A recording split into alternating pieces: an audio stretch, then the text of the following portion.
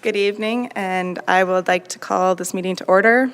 And welcome to the October 3rd, 2023 Governance and Priorities Committee meeting. Members of Council, there is an agenda before you. Councillor Hansard with the motion, please. Madam Deputy Mayor, I move that the October 3rd, 2023 Governance and Priorities Committee meeting agenda be adopted as presented. Administration, is there anything to add? Nothing, Your Worship. I'll call the question. All in favor? And that is carried. We move on to public input. This is a time where we allow members of the public to speak to Council about anything that is not on the current agenda. Administration, has anybody registered to speak? Through your Deputy Mayor, no, there has not been. Is there anyone in chambers that would like to speak to Council about anything that is not on the current agenda? Seeing as no one, we will proceed. This evening, we have two presentations on our agenda, and we will begin with the Stony Plain BMX Association. Administration. Good evening, Worship. Deputy Mayor and rest of the Council. This evening, we have 8 riders from the Stony Plain BMX Association that competed at a high level throughout Canada this summer. So with our achievement recognition program, we do invite those that have achieved quite highly in the province through various sports or artistic achievements, just an achievement as a whole from a Stony Plain resident. And so this evening, we're happy to present some certificates from Council on behalf of the town of Stony Plain to the 8 riders that placed in their individual age groups in the Canadian Championships. There are about 600 riders in the National Age Group Championships, and we're fortunate to have 8 of our local riders place, ranging from first place, which is phenomenal, all the way down to 8th place, which top 10 in Canada in their age group is an incredible feat. So just want to recognize them this evening, and they're here in the chambers. And Madam Deputy Mayor, if we have some certificates on the corner of the table that we'd love for you to present, and then do a group photo at the end with Council. Sounds good. Is there any comments from Council before we proceed? Before you proceed to pass this? Pass out the certificates, yes. Oh, I would like to say a few things. Go ahead. Okay, this is a wonderful time for me. I've been a champion, as well as other people on Council have championed the BMX Association. I can remember long ago, BMX came to the town of Stony Plain and wanted to know if they could possibly use that space over there that didn't seem to be doing much because it had a picnic table, a single pedestal outdoor barbecue, and I think that was it. Everything else was just open, if my memory is correct. And Council had a discussion and decided that because we were told the BMX Parent Association was going to construct a BMX park. I can remember one of the stipulations that was put on by administration wisely is this is green space owned by the town of Stony Plain. So when you create it, it can't be single use, single group. You have to leave it open so that other people can use it. And indeed, I've seen people go in there with their radio-controlled cars and other things and use that track just like it belonged to them. I actually go down there sometimes and just sit because when there's nobody there, it's very peaceful. The promise was that if we build this, we'll be able to bring some tournaments to Stony Plain, and we believe it will stimulate the economy and it will grow itself because there's a lot of kids and parents in our region that are interested in this. And you know what? You guys, BMX Association was one of those groups that followed through on everything. To my knowledge, as a counselor, because we don't manage any of that, we just get to observe. You guys worked beautifully with the town of Stony Plain, did all the work at your own expense, including the machines they're not cheap. I don't know if somebody owned them in your group, but I see a daddy over there who must have been part of that. brought in that machinery and you guys had work days, and little by little, we saw that track take shape. And over and over and over again, you have created a draw to our community, not just for our people, of residents of this community, but the tri-region and all around. And it was not that long ago, there was a later time that you came to council and asked if you could expand. There was a little opposition with the idea of taking over more of that park. But all you wanted was some length on that back portion so that the track would be long enough to attract the bigger tournaments. And the promise was, to your knowledge, the best of your knowledge in that day, that it would draw the bigger tournaments. And we'd have even more people coming to the town of Stony Plain and even more kids participating right across Alberta and other places as well. And that ended up being oh so true as well. Little by little, the pride that I personally feel as a counselor toward the BMX park has grown immensely.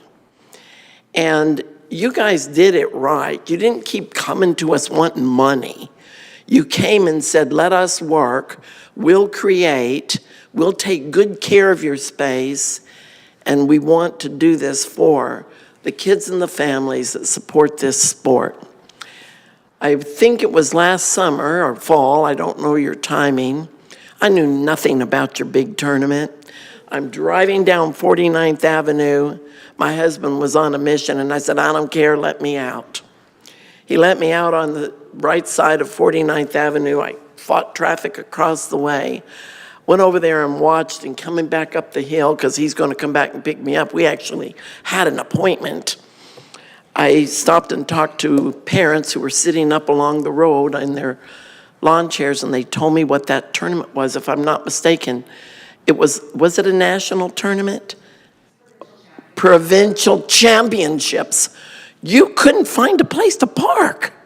There were so many people. And I think the fire department is having to kind of keep you guys out of their parking space, because they've got to be ready to roll if they get a call to go fight a fire. But other than that, honestly, people were swarming. And later on in the day, we run into people in the restaurants. We pumped gas next to two families that were filling their vehicles. They were walking in the shops uptown and spending time at Rotary Park and other things. They came to the campgrounds.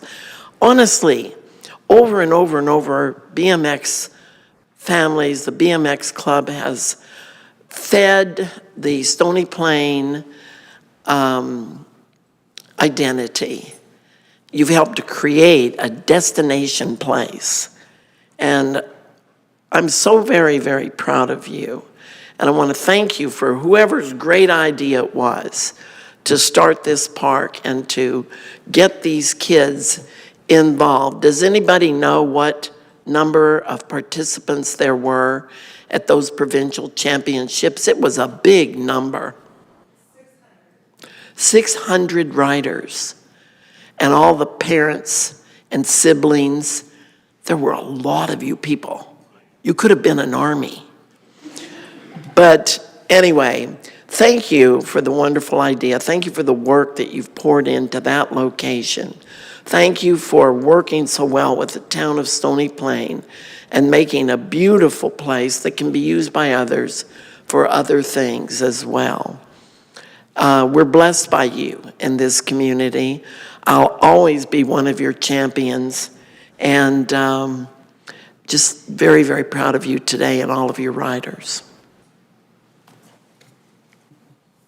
Thank you, Councillor Hansard. Is there anybody else that would like to speak? Councillor Anderson? Thank you, Deputy Mayor. Welcome to council. Faces that I haven't seen before. I see some whispering going, I think that guy was my teacher at one point. So it's so good to see you and have you here. Now that I embarrassed you, I apologize for that. listen, the power of support is tremendous. Developing teamwork, and we certainly understand how you push each other to succeed, push each other to learn and to grow. The hard work that you have to put in, the dedication on behalf of the athletes, but also the parents. For you as athletes, regardless of where you finish, the lessons that you're learning will carry with you for the rest of your lives. That ability to push those around you and grow together and be challenged and be able to find success is absolutely amazing. Having said that, to succeed at the highest level is also something that is a tremendous accomplishment. And so certainly we get to see you today because of your success. I often drive by the bike park there, and I often think, well, I'm probably a little too old to give that a try. And I see the parents going, nope, absolutely not. So, well, listen, if you invite me, I would love to come ride and see what it is that you experience. And maybe I can challenge some of my colleagues here to a race around the track for some bragging rights. But, we're proud of you. We're proud of the work that you do in the community.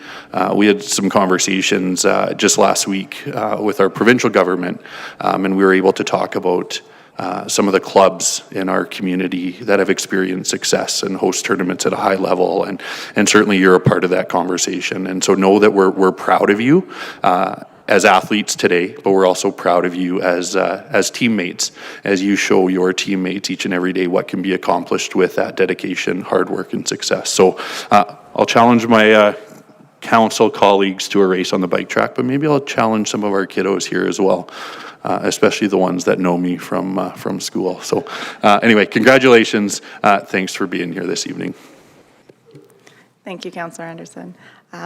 Just to echo everybody else's statements, it is truly an honor. I was also told that one of you riders has received a world trophy as well as a world plate, and that you may have brought it with you by chance.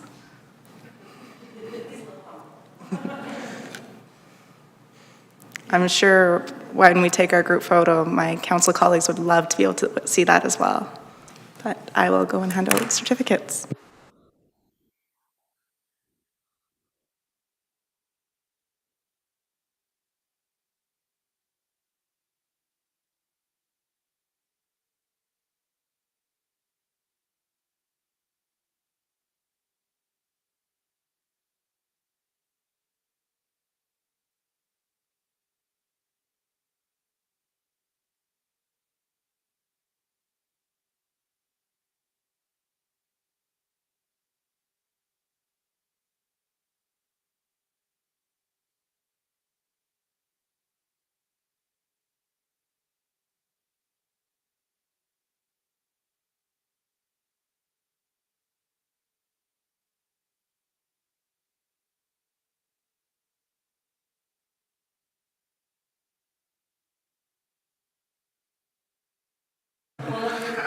I don't want to embarrass anybody, but the socks and sandals I love. So kudos to you, my friend. That's fantastic.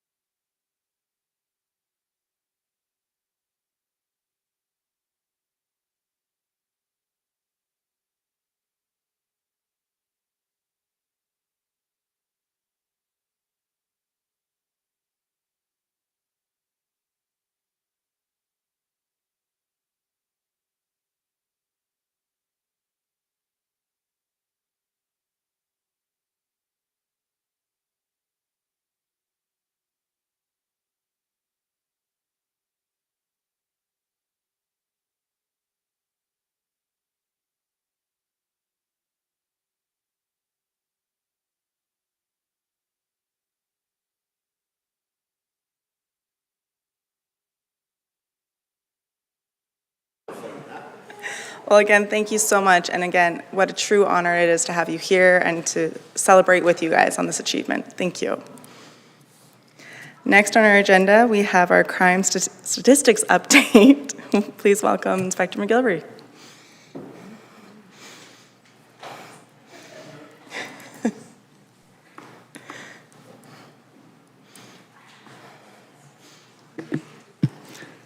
Good evening, Deputy Mayor and council members. Apparently, the socks and sandals is the new style, so we couldn't find a pair of safety sandals yet, though, so we haven't been approved yet, but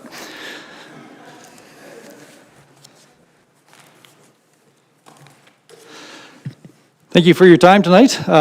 Just here for my quarterly update on some crime statistics and a couple of initiatives that we've got going on at Parkland Detachment. I've talked in the past about our body-worn camera project that's going on nationally, and Parkland Detachment's one of 11 detachments that's doing the test phase of those units. We did our 12-week test. All of our members submitted their surveys, as did the other 11 detachments, and that company did not meet the mark. So unfortunately, we're back to the drawing board of, not right back to square one, but going to the second bidder, which is Axon, and they are definitely they're in Los Angeles, Toronto, Calgary. They're in all the big cities, and they're a pretty good camera. So we're excited to get those. No update on that yet, when that'll be. Just depends on when they can supply the equipment, and of course, Motorola is not real pleased with losing the contract, so we'll see if they put any barriers into that as well. But they could be here as early as the end of October, but it could be a couple of months down the road. So I'll keep you updated on that. We did have some good news stories out of the ones that we did have, though. Our members are really liking wearing them. They've noticed a marked difference on how people react when they know that they're being audio and videotaped as well. So it's certainly de-escalated a lot of situations. So we're looking forward to getting those back. The community policing unit has been busy over the summer, or over this last quarter. Throughout our detachment area, they've attended 37 different events. Some of them in Stony Plain here was the Midsummer Thursdays. They did a fraud awareness presentation. They attended the Rotary Run for Life. They just completed a safety presentation at the Stony Plain Library. And as recent as just a couple of days ago, the Truth and Reconciliation Walk. So yeah, they've been busy. One of our priorities for the year, of course, is community engagement, and that's what they are tasked with doing. You may have seen some recruitment ads for the RCMP. Us, just like every other police agency across North America, is really struggling to recruit these days. And I should have brought some applications with me. I see some young athletic people here that may come knocking in a few years. You know, it's still it's a great job that offers a lot of things. It's got great benefits. We get to do things that you would never do in a civilian life. So it's still got a lot of great benefits. But you know, you look at the media and see some of the things that we have to deal with, and sometimes it's not real attractive for a lot of people. Having said that, there's a big push by the RCMP to recruit. K Division, the province of Alberta, is up 42% of applicants over last year. So that's promising for the future, but it takes close to a year to go through that recruitment stage, another 6 months of training at depot, and then another 6 months of field coaching once they get out into the field. So we're still a couple years away to see some of the benefits of the recruiting drive we've got now. As for staffing levels for Parkland Detachment, we're actually not bad. I don't want to say that too loud publicly, because you may have seen some of my colleagues in the media here in the last week or so saying different things, but I work closely with staffing, and they recognize how busy we are here at Parkland Detachment, and we've been able to backfill a lot of our vacancies, and yeah, it's pretty decent that way. A lot of the folks that we're getting now too, we haven't been getting recruits from Depot. We've been getting seasoned members that have completed another post, usually up north, and a limited duration post. So, which is good for us because a lot of those folks are in force housing and they can be down here within 30 or 60 days or so. So that's beneficial for us, and they come with all the training and stuff too, which is good. You've been provided a copy of the statistics. I just want to touch on a couple of those. I'll touch on the good one first. You may have noticed that domestic violence is down 34% over last year. In regards to that, the Safe Horizons organization has a caseworker that works closely with our domestic violence unit. It's the only one in the province of Alberta that does that. That lady has resigned, unfortunately, but they're in the process of hiring again. So, which is great because we thought we were going to have to go till the next fiscal year, but it looks like they may have found somebody to fill that role. So that's great. The not so good stats is regarding property crime. Property crime is increasing across the province of Alberta. It's increasing across our detachment area, and Stony Plain is no different. You'll see that quite a number of the categories under property crime have increased. The major one being theft under $5,000. So a lot of those, I did randomly look through a bunch of the files today. A lot of those are shoplifting, catalytic converter thefts, car hopping, and that sort of thing. With regards to that, we've seen the increase over the last few months of property crime. We've bolstered up our crime reduction unit. As many of you are aware, we have a 4-member crime reduction unit in Parkland Detachment. And so I've challenged the corporal there to come up with a new way of doing business over the next couple of weeks. He's by October 14th, we'll be looking at some new strategies on how to target some of the property crime issues that we've been having. A couple other things that we've been doing. You may have heard of crime prevention through environmental design, the CEPTED program. We've got members trained in that and are working with property owners, both commercial and residential and industrial. If they're getting hit multiple times, we're doing a CEPTED assessment on their property to see how maybe with some minor changes with their design of their property, how it might deter some crime in the future.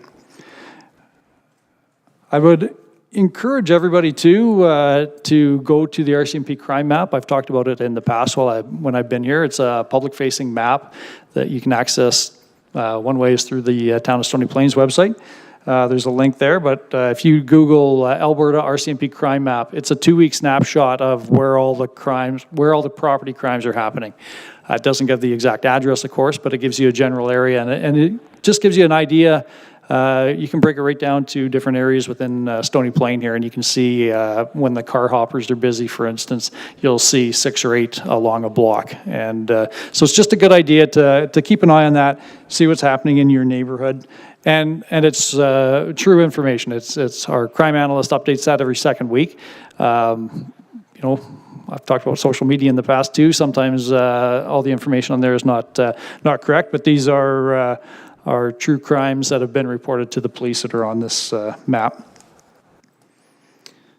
Just a couple other things in regards to property crimes as well, considering it is a hotbed over the last couple months here.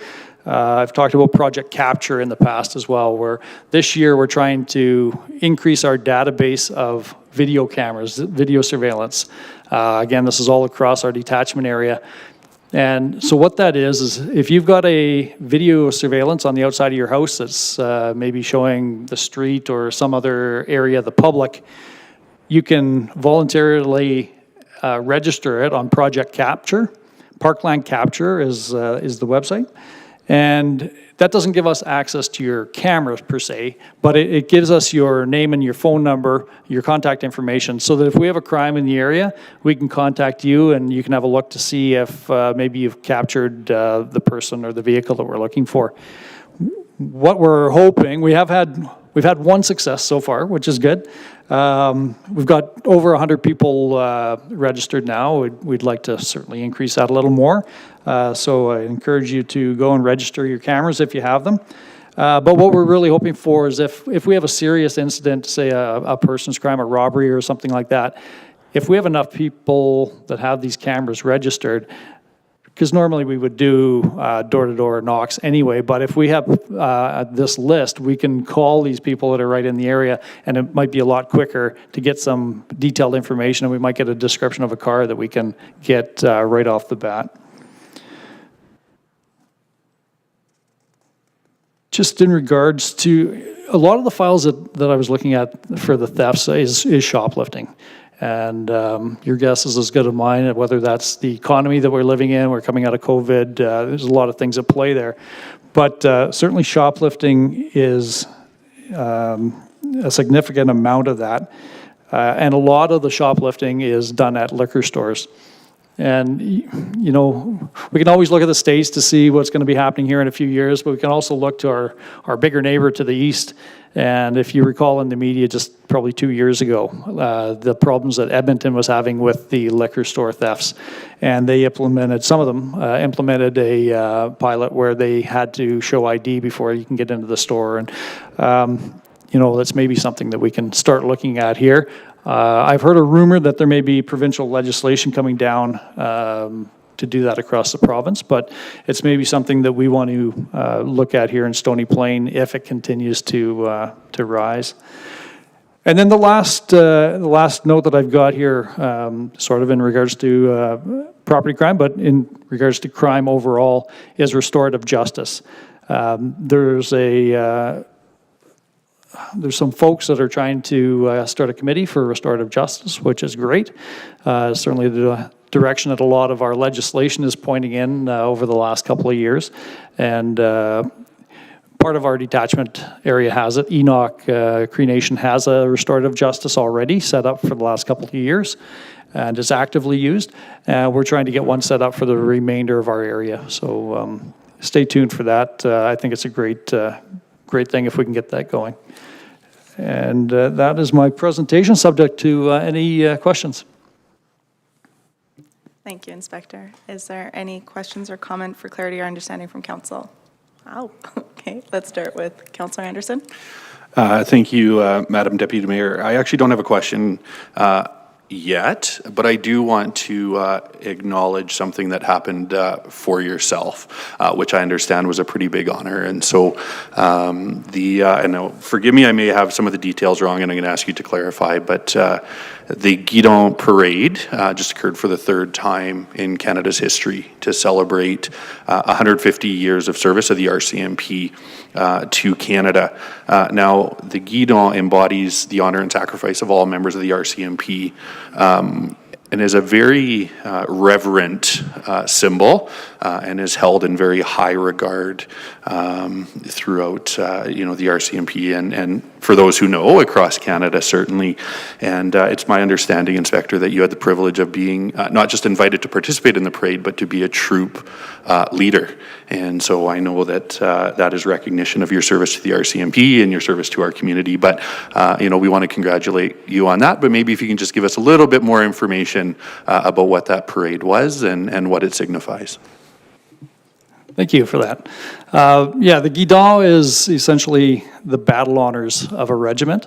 The RCMP is the only police force in the world that has been bestowed this honor by the royal family. It's always been the Queen in the past, but King Charles gave us this one. It has all of our battle honors on there. So the RCMP has been involved in a number of armed conflicts around the world, whether that's a peacekeeping mission or training police officers as they're rebuilding their country or what have you. So the Guidon comes out only at special ceremonies, typically almost only for a member death, which it'll be out tomorrow in Langley for the constable that was killed a couple of weeks ago. But yes, we've gotten the third one just about a month ago here. It's the third one in the history of the force. The force is 150 years old this year, and it's the third one. So it was a real honor for me to be there. There's a lot of tradition at Depot, and that's where the parade was. And I was the troop commander for the number 1 troop. There was 4 troops on parade, and I had the honor of being the commander for troop number 1. Awesome. And, thank you for the clarity. I think I said troop leader, but troop commander, but certainly an honor for our RCMP servicemen and women across this country. But certainly also a tremendous honor for yourself in recognition of the sacrifice you've made and your family's made to our country and our region. So with that, just want to say thank you very much. Councillor Laurie? Thank you, Madam Deputy Mayor. I just wanted to extend a thank you. Again, we got the opportunity to meet with some of the RCMP brass at our Alberta Municipalities Conference, so it was a fantastic meeting that we had with them, and we learned a little bit about what was going on with the camera pilot there and got an update there, so it was great to hear from them. Sung your praises, obviously, because we appreciate everything that you do for us and the presentations that you provide us in council. I did have a couple of questions for you this evening. I was also fortunate to meet today with Deputy Mayor Loynes with Minister Jason Nixon, the Minister for Seniors, Community and Social Services. And that was kind of centered around kind of the houseless population that we have here in the Tri-region. I'm just wondering if you can kind of speak to some of what the RCMP is experiencing right now and some of the tools that you've maybe initiated and how that's working out, and if there's things that the community or ourselves can do to assist you with that. So that's a big question, but I will summarize some of what we're doing. Because different seasons bring different issues too when it comes to the houseless population. During the summer here, we had 2 members assigned directly to work with the CPOs and other agencies.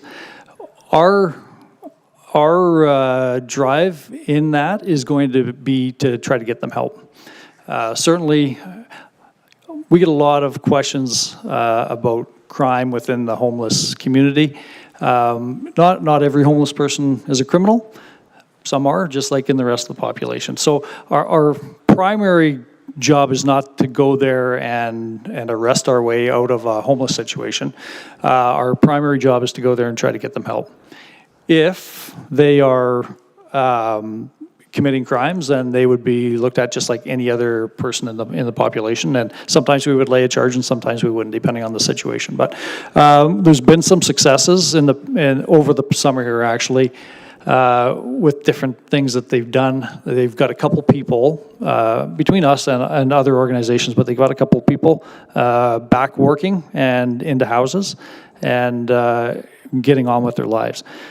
I think we've probably got 85 homeless people in the Tri-region here, ish, and there's 2 people that have been helped out of that, but many more too that have been taken for drug rehab and that sort of thing. So there's a lot. It's a big issue, or it's a big problem. It's not just. We're not going to be able to solve this ourselves. We're not going to be able to solve it overnight, but. I don't know if that kind of answered your question, but it's a huge topic for sure. Yeah, thank you, and I appreciate that, actually. It definitely answered. I had no clue that there were 2 members assigned to directly work with the teams in that, and so that's fantastic to know, and like I said, to hear about the experience that you guys are having as well correlates with some of the information that we've had. Okay. Just one other thing I was thinking too, as you were talking, a lot of people too, and they talk to me about the houseless population, they talk to me about drug use. And I just want to let everybody know, I've been talking about it at different meetings.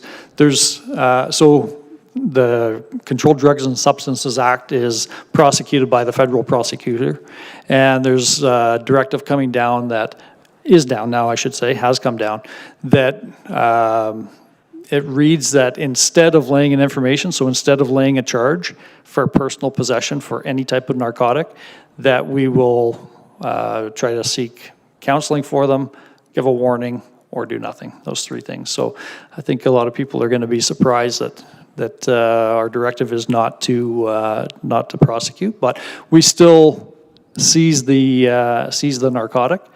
but look at other ways of trying to resolve that issue rather than laying a charge. Excellent, thank you. And if I may? Excellent, thank you.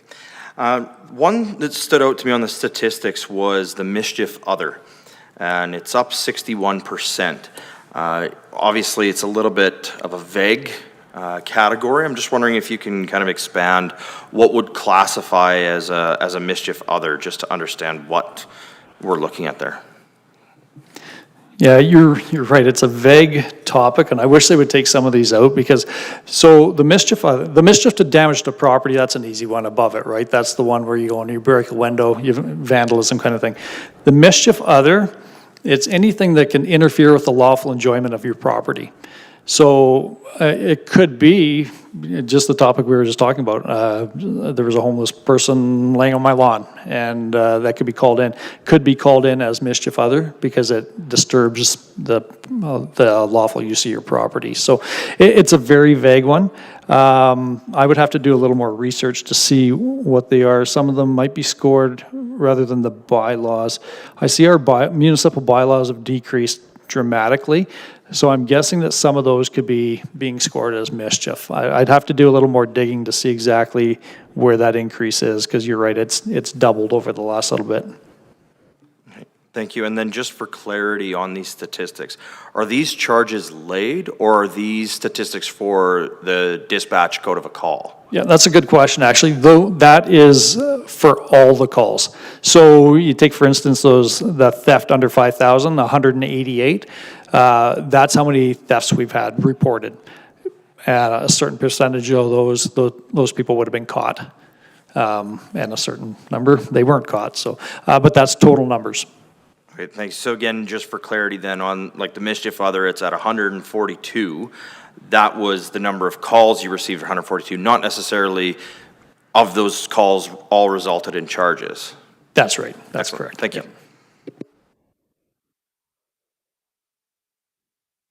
Councillor Hansard? Thank you, Madam Deputy Mayor, through to Inspector Gilvery. I always forget to put she's not sitting next to me to reach over and do it for me. We just got new microphones so that the public can hear us and we can hear each other better. First of all, thank you so much for coming to us. I don't know what you think and how you prepare for this, and I don't know if you dread it, but you are in friendly territory here. I believe, especially with what is reported in the trends and so forth. As I always glance through a report first to see what sticks out. And right off the bat, I noticed that on the trends column right at the beginning, there's an awful lot of down lines, which tells me you guys are doing a lot right. And the public is cooperating with you to help enable you to do a lot right.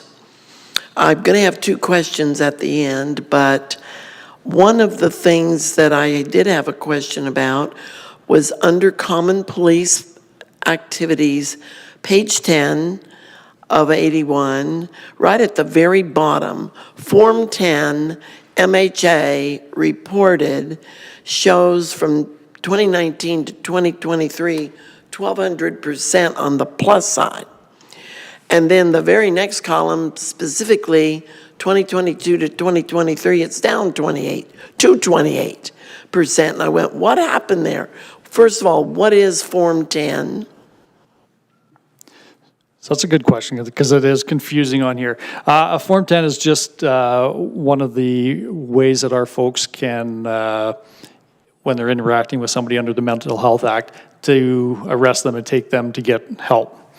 The reason that huge one there, in 2019, they started tracking Form 10. So each of these statistics is in PROS, our depository for all of our different crimes and things that we attend. In 2019, they just started scoring for Form 10s because they wanted to track to see how many we were doing. So you can take that first year kind of out because it was partway through the year that we started tracking those. And then you can see from 2020 onward, it's fairly consistent. I know it says down 28%, but when you're dealing with such a small number as 18, you move a couple and it can be quite a big percentage, but just ignore that first year. Next year it'll be better. Next year it'll be more accurate. It looks dramatic. It in a does, chart. 1,200%. But yeah, that's just because we just started scoring it that year. Okay, very good, thank you. So just for the general public, and I hope there's people watching this evening online, oftentimes on social media, you'll see somebody report that something happens, and somebody will chime in and say, did you report this to the RCMP? And often their response is, well, we didn't think it was that important. Does the RCMP still advise that whatever it is, obviously not that you had an argument with your neighbor over garbage can placement, but if there's something that's been done of a crime nature, or you believe it is, that they should still report it to you and let you guys figure out if it fits anything that's going on in the neighborhood. Is that still true? Yes, definitely. Thanks for that question, because it is an important one. We encourage everybody to report everything, any crime that's happening. I will say that we're not always going to get back, especially right away. We're, as you guys all know, we're a very busy detachment here, and our members are prioritizing calls all the time. We're really proud of our persons crimes, how they've come down. Property crime, we need to get a handle on that again, but persons crimes is always going to be priority one. So if we get a call of a stolen garden gnome, we're at a stabbing, we're probably not going to get back to the person right away. And I think that's the frustration of some of the public too, because I watch the comments as well, and a lot of people say, well, the police aren't going to do anything, or they can't do anything, or they never get back to me, or that sort of thing. But I'd like to say, trust that we review each file and we prioritize it. At the end of the month, we take all those, our crime analyst does a hot sheet for us of all the hot spots. So if we get 15 calls in Meridian Heights for suspicious people, then that's where we're going to tell our folks, hey, when you're cruising through Stony, make sure you hit this neighborhood, because we want to go where the crime is happening. I had something else on my mind in regards to that too, but it slipped here right now. But yeah, definitely, I want to see everybody report everything that they can, and like I say, we'll get to the ones that we can, and some of them unfortunately fall off the bottom. I know what the other thing was. So if people are saying that it's a crime that they don't know if they should report it or not, if it seems really minor, the RCMP about 3 years ago started up online reporting for any of those minor offenses. So if you feel strange about calling, you're certainly not going to call 911, but if you even feel strange about calling our complaint line for something really minor, I'd encourage them to report it online. We still gather those statistics, and when it's reported online, we've got it's called a callback unit. Again, this was just put in about 3 years ago in headquarters in Edmonton, in K-Division, and I think they have a goal of getting back to you within 1 week.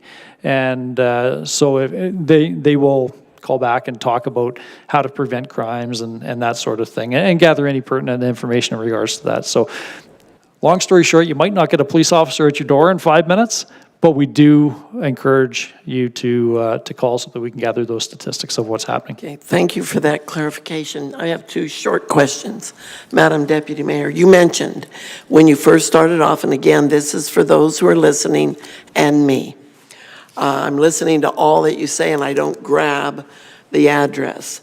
But I think it's important that you let us know again, where do we go to have a look at the Alberta crime map? Is there a www whatever?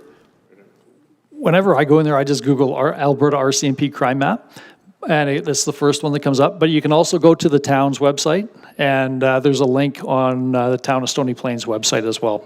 Okay, I'm not always really working well with the town website, so Okay. I will go there. The other one was, where do we register?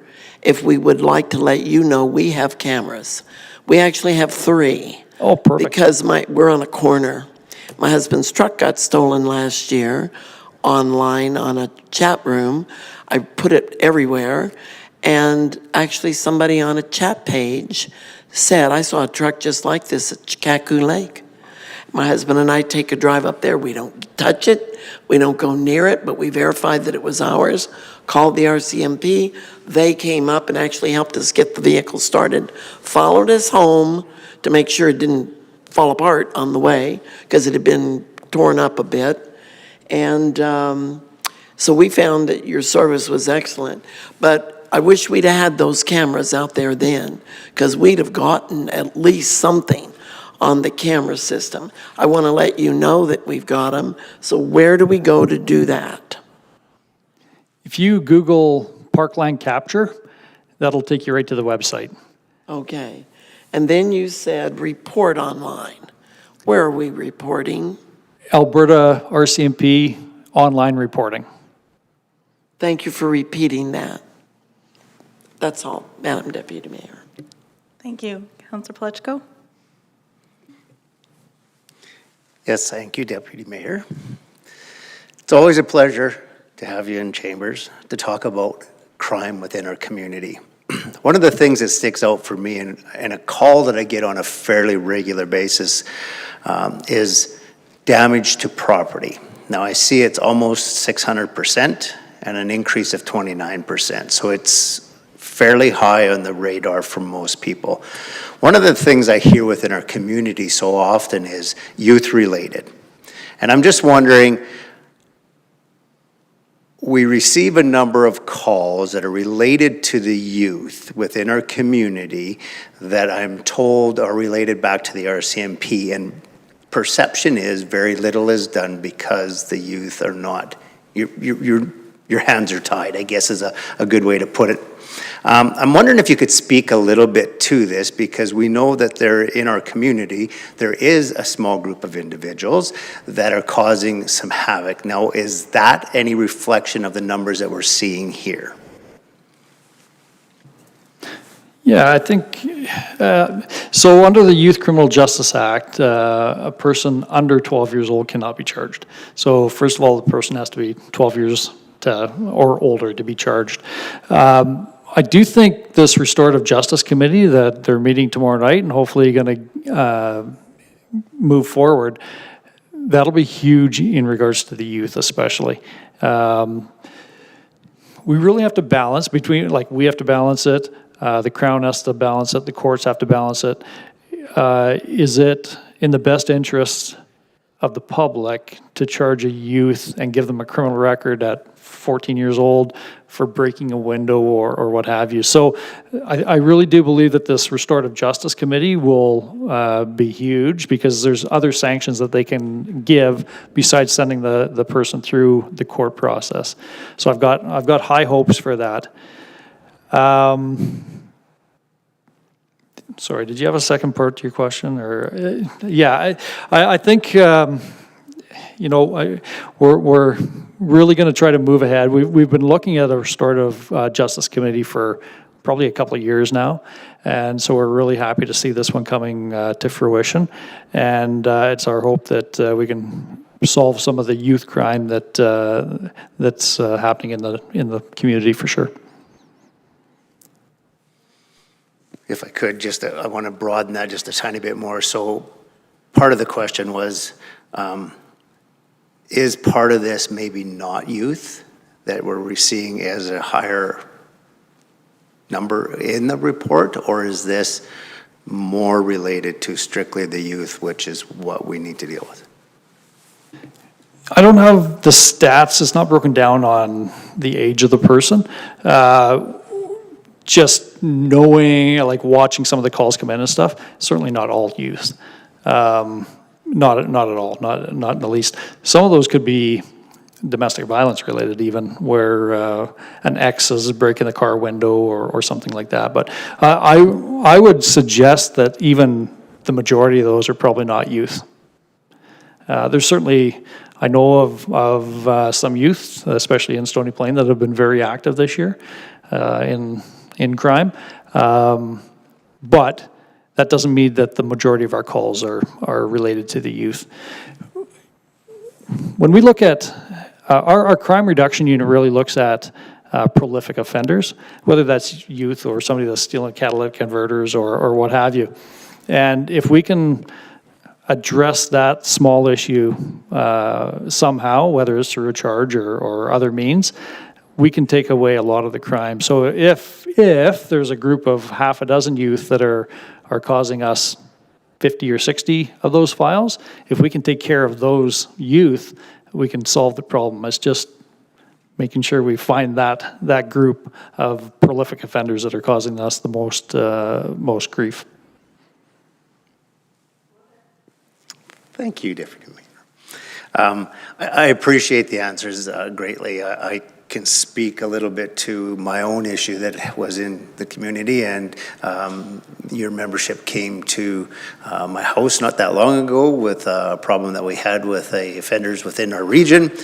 We were able to provide them with cameras and pictures and a number of things, and the membership that was there, it ended up in an arrest in our region, and it opened the door to some homes within our communities that have now become well known in the community. So I think your membership does a phenomenal job with their follow-up, even when we think that they're not.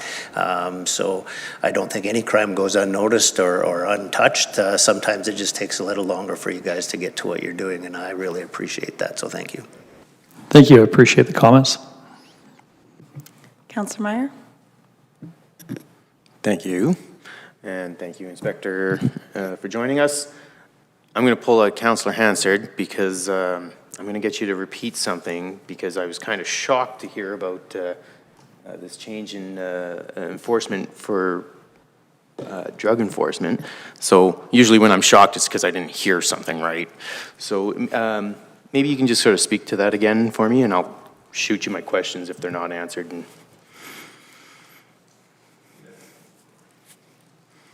I think it's on, there we go. So there's directive from the Federal Crown Prosecutor's Office that clearly states in there, a peace officer shall, it doesn't say may, it says shall, instead of laying an information, which is the charge for simple possession, either do nothing is number one, warn the person is number two, or with the permission of that person, help them seek counseling. So the direction certain levels of government are going is rehabilitation over charging for simple possession. Now, we're certainly still doing trafficking charges and that sort of thing. But as for simple possession, you won't see too many of those. It would have to be a special circumstance. If there's somebody smoking crack on the school playground, then that person's going to be charged. But we have to be able to speak to why it's a little more stringent than others. And just to follow up, so for my... Councillor Meyer, can I just get you to move your microphone? Yes, sorry. So for me to understand, simple possession. So this would not be, this would be, so for in your example, the person smoking crack at the schoolyard, what would make that not a simple possession? Because it's near a schoolyard and there's sort of that. So, sorry, I see you shaking your head, so I'm going to assume that that's sort of it there. If I could just expand on that a bit. So, say somebody was stealing a car, and in the course of being arrested, they also were to have a simple possession. That wouldn't be simple at that point, right? Yeah, it would be. So the scenario in the schoolyard is just that there's aggravating circumstances around it. So we would charge somebody doing that in the schoolyard. If they had it in a stolen vehicle, there probably wouldn't be a charge laid. One thing that we are really doing though now, I think I mentioned it about a year ago in council chambers, is we've got drug recognition experts in our office now. We've got a couple of them. And what we find is a lot of our stolen vehicles are being driven by impaired by drug. So we've been doing a lot of those where we bring in our drug recognition expert, and they do certain testing, and if that's found to be true, they're charged with impaired driving by drug. But we wouldn't be charging for the simple possession. Simple possession is simply personal use, as opposed to possession for the purpose of trafficking. Okay. And so just to sort of switching gears, because one of my questions was if you felt that this was like a political decision, but I heard you say it's a directive from the Crown. Now, generally speaking, I'm going to assume that the Crown is independent of politics, but I'll let you sort of maybe touch on that one if you could. Yeah, it's probably beyond what I can really speak to, because I don't know exactly how it all came about, but Crown is certainly independent of the government as well. Really, the focus is, whether it's drug use or homelessness or any of these type of things, mental health, it's all about rehabilitation, as opposed to, I guess, same thing goes with the youth. What are we solving by charging somebody with the simple possession, especially if it's their first time or something like that? And trust me, as a police officer, this is difficult, right? Because we joined to fight crime and everything else. So, but the general consensus now is to look at rehabilitation as opposed to trying to solve some of these things by charging. On this whole, in this whole area as well, something new that's going to be coming down across the province of Alberta, and there's a couple of detachments doing it already, and we will be moving there sometime. I just haven't got the date, but it's called pre-charge approval. So our police officers will no longer have the ability to lay a charge without going to the Crown prosecutor, a criminal charge. This doesn't mean every ticket and that they have to go to Crown, but it's the same as in BC. BC's been doing it for years.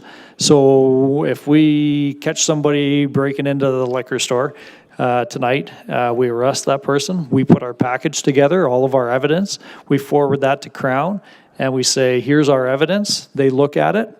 They're going to have special prosecutors just for pre-charge approval. They'll look at that, see if there's enough evidence there to proceed. They'll determine if it's in the public interest to proceed, and then they'll say to us, yes, go ahead and lay the charge. I think what's happening is, well, we have different thresholds. We need reasonable and probable grounds to lay a charge as the police. The Crown looks at likelihood of conviction, so they're two different levels. So essentially, the level to get charged will be moving up a bit. So you're not going to see as many people charged moving forward.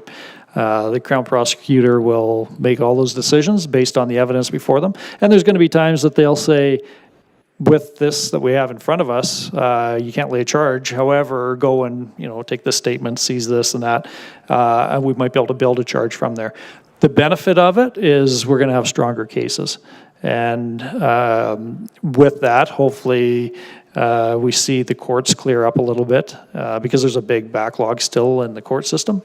And if we can, do anything to help clear that backlog, that's a good thing. But I can say that the charges that are going to be going forward are going to be more solid moving forward because it'll have the Crown prosecutor's support right off the beginning.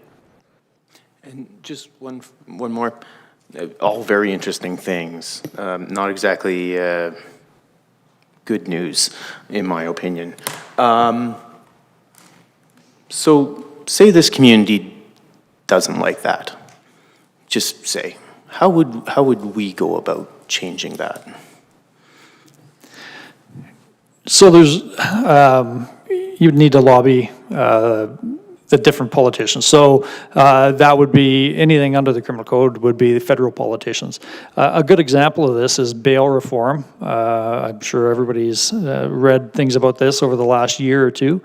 And from what I am reading, this fall, they're going to be looking at bail reform again. And I think they've heard loud and clear from the Canadian Association of Chiefs of Police to different politicians to the public, and they're looking at bail reform, and some of the things that they're looking at looks good to me as a police officer to adjust again. So if a person didn't agree with some of those things, they need to lobby their local member of parliament. Thank you. Councillor Anderson? Thank you, Deputy Mayor. And thank you for a second opportunity to speak. I know I spoke at the beginning. Interestingly enough, a lot of the questions that I had written down, I'm going, this is the first time I've got like many questions to bring to the table, and many have actually been asked and answered, which is awesome. But I do want to follow up on something Councillor Palechko brought up. And, it is a bit of a more sensitive subject, and appreciate Councillor Palechko's ability to bring it up in a very, appropriate way. But that's of youth crime in the community. We're certainly receiving reports of, threats, vandalism. I think you called it car hopping door to door, checking locks, that sort of thing. The petty theft, if you will, theft under 5,000, but kind of those small sort of crimes of opportunity, if you will, and maybe necessity, but just maybe looking for some clarification on how those statistics, when they're called in to the RCMP, how do those get captured in our municipal crime statistics report that you bring forward to us here in council? It's another good question. The crime severity index, I think, is what you're referring to. Sorry, just even the report here we have this evening before us, looking at the statistics, based on the conversation this evening, it sounds like anything that's called in would be recorded, and I'm assuming that would apply to youth as well. So just looking for some quick commentary there. Yes, so the stats that you guys received, that's specific to the town of Stony Plain, of course, that's everything that's called in these categories. There's other things too, but they're not as broad a category as these. I've never looked specifically at the youth, like we don't break it down that far in these reports to look at the demographics of who is committing those crimes. What I can say is that every day we get 2 or 3 emails sent around within our office of video, because there's video a lot of places now, and each member, if they get a theft or mischief or what have you, they'll send it around to all of the employees at our office asking if they recognize who this person is. And I can say that very small portion is of youth. Even the car hoppers who, a person might think that it's youth trying to get a quick buck there. The majority of the ones that I see are adults.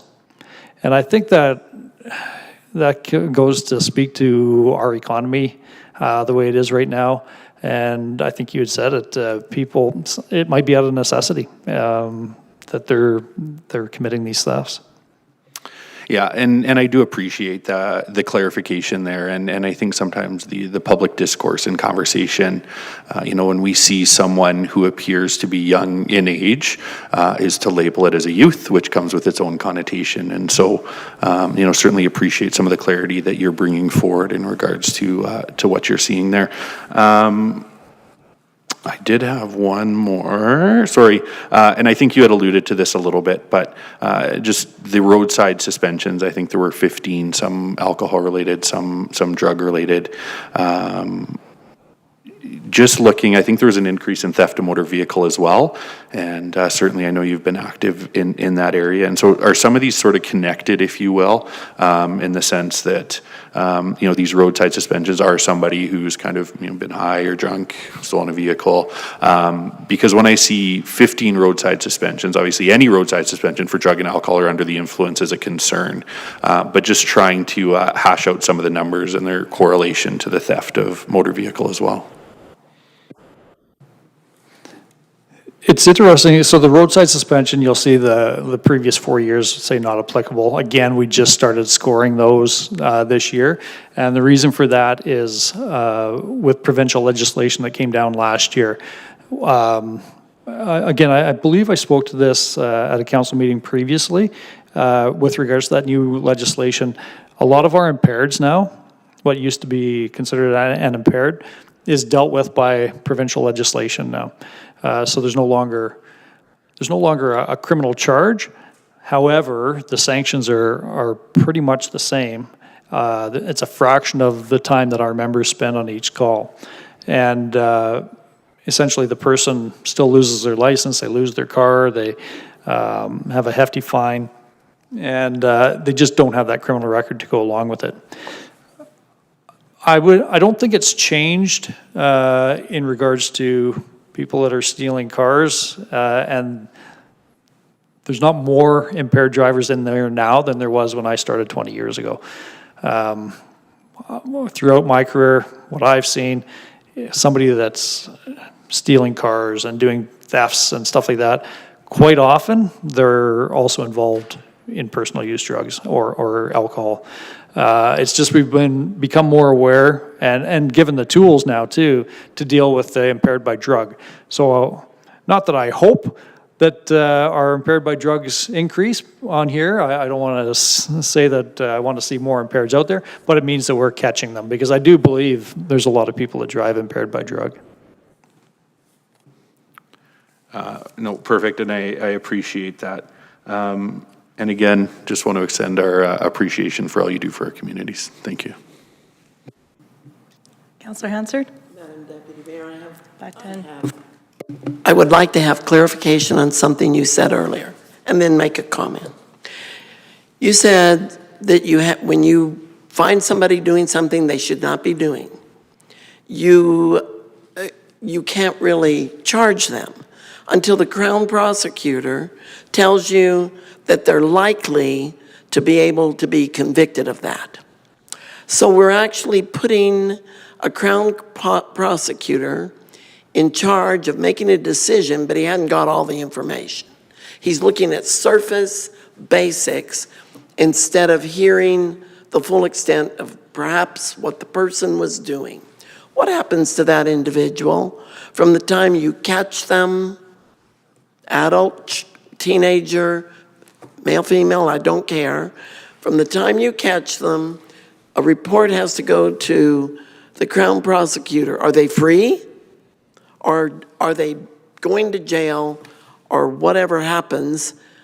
It seems to me, if that's true, that you're binding the hands of the police, and we might be moving in the direction of our neighbors to the south, which is a terrible, terrible mistake.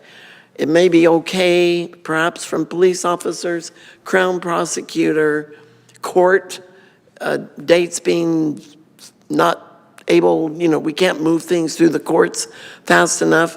But from the general public's viewpoint, it's not okay. So I sort of got to my comment before I let you answer, but it's frustrating for me to hear that you guys can't lay charges without somebody telling you, okay, you can. Yeah, it's going to be a huge culture shift for some of us old guys. We're certainly not used to that. I guess I can say that I do believe that in the end, the charges will be stronger that are going forward. It'll be incumbent on our members to do a timely investigation. They're going to have to, we're going to have to adjust how we do business, essentially, because if we get a theft, our members are going to have to be able to investigate that fully and get all that information, because you're absolutely right. We still have to be able to release a person, or at least bring them before a justice of the peace within 24 hours to speak to their release. If we don't have all the information gathered, all the evidence gathered, we may not make an arrest right away. We may have to delay the arrest until we get a lot of information to be able to put a stronger case forward to the Crown prosecutor. It is going to be interesting over the coming months and see how it does change how we have to do business, for sure. So your answer then is, in some cases, these people are free to go about their lives? Seriously? Yeah. Okay, if we don't like it, where do we complain? It's that's a provincial legislation. Okay, So you'd need to talk to your MLA. All right, thank you. But it's not all bad. Like, it's worked in BC for years. I would give this one a little bit of time and see how it plays out. I've got mixed feelings about it. I think, like, it may work out good too, because what our hope is, because I don't want to say waste a lot of time, but we spend a lot of time investigating a lot of crimes. And if you've ever taken a day to go over and sit in the courthouse, there's charges withdrawn left, right, and center. What our hope is, the work that we do put in, there's going to be a conviction in the end. So it's we'll have to see how the coming months go. I certainly hear you doing a good sales job, and you've got to sell that to all your members. Well, we'll see in a year. We'll reconvene in a year. Okay. Thank you. Any further comment for clarity, questions? Okay, seeing none, I just have a couple. Looking through the report, I seen in August, just the month of August, we were down in mental health. However, from January to August, we are up in mental health calls. When you were here last, we talked about a program that was allowing our officers, I don't want to say more time doing other things, but you were working on a process to allow mental health calls to be dealt differently. Are we seeing any type of influence in these numbers due to that and being able to get those people the right assistance? Yeah, that's a good question. So the program you're referring to is Health IM. So that's rolled out across all RCMP detachments now in Alberta and across all police agencies in Alberta, I believe. Essentially what that is when our folks are interacting with somebody under the Mental Health Act, they've got now an app on their work cell that they enter a bunch of information into. And that will, in the end, it gets reviewed by a health specialist. And from that, it will say either bring the person in or there's nothing that we can do from a health point, so they're yours and deal with them however we can with our legislation that we have. Again, it's still a work in progress. The idea behind it is really great. We've run into a couple of hurdles. Essentially, what they're trying to do is streamline it, and because our members are spending at times 6 to 8 hours guarding a prisoner in the hospital. So if we arrest somebody in Stony Plain today, right now, under the Mental Health Act, we would take them into the Miz or into Grey Nuns or somewhere in the city, and they may have to sit there for the next 6 to 8 hours until they're seen by a health specialist. So with this new app, it's supposed to streamline that and cut it down to about a 2-hour window. Once it gets fully implemented and rolling from all different agencies involved, I do think it's going to be good. On that note too, I'm not sure if I've mentioned it in this room or not, about the RPAC team. I've been working with K Division in the province and trying to get a provincial RPAC team into Parkland Detachment. So that's a RCMP member and a mental health nurse. We utilize the one right now out of Edmonton, but they have to travel out this way. We are the biggest user in the Edmonton region of RPAC at Parkland Detachment, so it's a pretty easy case, as far as I'm concerned, put forward that we need our own team out here. So it's looking promising. I'm told, in fact, I'm hoping for 2 teams, but we'll see. But November is the last date that I've heard, so hopefully in my next meeting, I can tell you we've got at least 1, if not 2, RPAC teams out here. And then, as I scroll through this, we talk about distracted driving and driving under the influence and all of those things and the repercussions of it. And I see that distracted driving isn't an entity all on its own. Where would that fall under? It'll be under provincial stats. There's a traffic, oh no, that's bylaws. It'll fall under, that's a provincial statute, so all the traffic related stuff will fall under that other provincial stat. When you talk specifically about distracted driving, I think it's, again, for anybody who's listening, it's a good conversation to have. People don't, they realize, I think we all realize it's dangerous to drive while distracted. but I don't think everybody knows the ramifications of that. And I will admit, I don't know the exact charge that came in after I was on the road a lot, but I believe it's somewhere around $500 per ticket, but it's not the fine so much, it's what it does to your insurance. Distracted driving, if you get a conviction for distracted driving, the insurance companies look at it the same as an impaired. And your insurance rates will double, and that's if your insurance company keeps you on as a customer. I've talked to a lot of people that they will no longer insure you, so you have to go to a high-risk insurance company. Having said that, again, is the best thing always to charge? I don't know, it depends on the circumstance.